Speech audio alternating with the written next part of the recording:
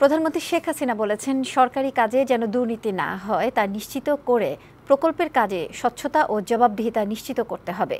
প্রধানমন্ত্রীর কার্যালয়ে বার্ষিক কর্ম সম্পাদন চুক্তি স্বাক্ষর এবং শুদ্ধাচার পুরস্কার প্রদান অনুষ্ঠানে এই কথা বলেন তিনি। জনকল্যাণমুখী প্রকল্প দ্রুত বাস্তবায়নের কথাও বলেন প্রধানমন্ত্রী শেখ হাসিনা।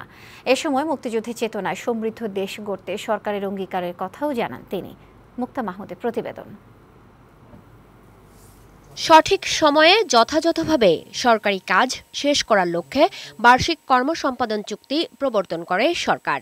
এর মাধ্যমে মন্ত্রণালয়ের কাজে স্বচ্ছতা, দায়বদ্ধতা ও জবাবদিহিতা নিশ্চিত হয়। সোমবার রাজধানীর তেজগাঁওয়ে প্রধানমন্ত্রীর কার্যালয়ে বার্ষিক কর্মসম্পাদন চুক্তি ও শুদ্ধাচার পুরস্কার প্রদান অনুষ্ঠানের আয়োজন করা হয়। অনুষ্ঠানে 10টি মন্ত্রণালয়ের হাতে শুদ্ধাচার পুরস্কার তুলে দেন প্রধানমন্ত্রী শেখ হাসিনা। পরে বক্তব্যে প্রধানমন্ত্রী বলেন, সরকারের লক্ষ্য উন্নত সমৃদ্ধ দেশ গড়ার। যথাযথ পরিকল্পনা গ্রহণের মাধ্যমে সুশাসন নিশ্চিত করে লক্ষ্যের দিকে এগিয়ে যাওয়ার কথা বলেন তিনি। এটা জবাবদিহিতা নিশ্চিত করা এবং দুর্নীতি দমন, এটা সরকারের আমাদের ঘোষণা জিরো টলারেন্স। শেখ হাসিনা বলেন, অর্থনৈতিক নানা চ্যালেঞ্জ থাকা সত্ত্বেও উন্নয়নমূলক নানা কাজে সরকারের সহযোগিতা অব্যাহত আছে। প্রকল্পের কাজের মান নিশ্চিত করার পাশাপাশি অর্থের যথাযথ ব্যবহারের ওপর নজর দিতে সরকারি কর্মকর্তাদের নির্দেশ দেন তিনি। কারণ আমরা মাটি আর মানুষের সাথে মিশেই এই রাজনীতিতে এসে আমরা এই পর্যন্ত এসেছি। আমরা ওই হঠাৎ করে ক্ষমতা অস্ত্র হাতে দখল করে টেলিভিশনে ঘোষণা দিয়ে ক্ষমতা আসি নাই। কাজে এদেশের মাটি মানুষ প্রতি ইঞ্চি আমার জায়গা আমার চেনা। সেই হিসেবে এদেশকে কিভাবে আরও উন্নত করা যায় সেটাই আমাদের লক্ষ্য।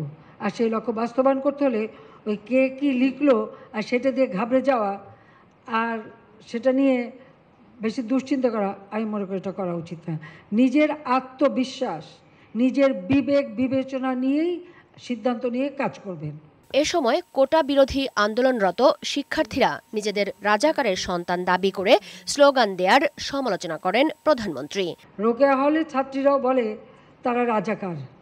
তারা কি জানে 71 সালে 25শে মার্চ কী ঘটেছিল? সেখানে 300 মেয়েকে হত্যা করেছিল, 40 জন মেয়েকে রেপ করেছিল এবং এদের ধরে নিয়ে পাকিস্তানি ক্যাম্পে নিয়ে গিয়েছিল। সেই ক্যাম্পে কী অবস্থায় ছিল? অনেক মেয়ে শাড়ি বা ওড়না দিয়ে ফাঁসি দিয়েছিল বলে তাদের কাপড় পরতে দেওয়া হতো না, ওই একটা পেটিকোট পরিয়ে বসিয়ে রাখতো। দিনের পর দিন তাদের উপরে পাশবিক অত্যাচার হতো। এসব অত্যাচার রাস্তায় রাস্তায় লাশ পড়ে থাকে, এরা দেখেনি, তাই নিজেদের রাজাকার বলতে তাদের লজ্জা হয় না। মুক্তিযুদ্ধের চেতনায় দেশ গড়াই তার সরকারের অঙ্গীকার। সেটা বাস্তবায়িত হলে দেশ এগিয়ে যাবে বলেও জানান প্রধানমন্ত্রী শেখ হাসিনা। মুক্তা মাহমুদ, বৈশাখী সংবাদ, ঢাকা।